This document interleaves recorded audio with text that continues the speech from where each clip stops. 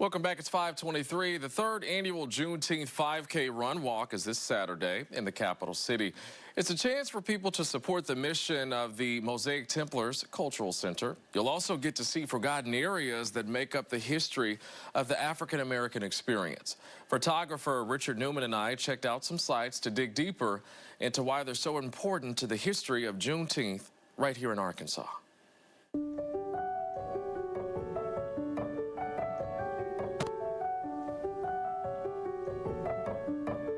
Arkansas Black history is woven intricately throughout American history as well.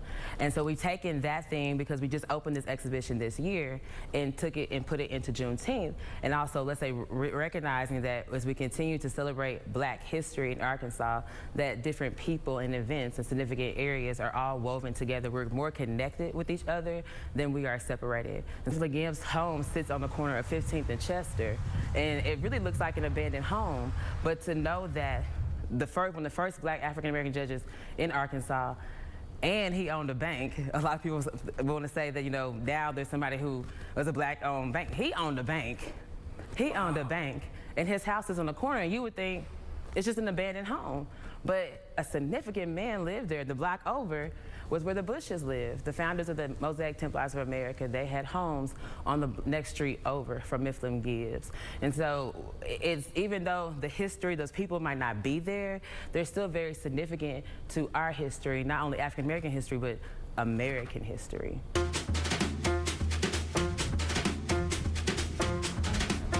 Okay, so talk to me about the Taborian Hall and Dreamland Ballroom. Yes. So Taborian Hall was originally constructed by the Knights and Daughters of Tabor, the Mosaic Templars of America, because they founded this in order to provide burial and life insurance to African Americans. So these people were also formerly enslaved people who saw a need to start this organization, and therefore that building was built to be their headquarters. And so as the organization was thriving, that's where they, you know, kept their organization. But when it went into decline, very similar to the MTA, we see this in the Depression, that a lot of these organizations decline, they go into receivership, and they just move on. And so from there, they moved out of this building.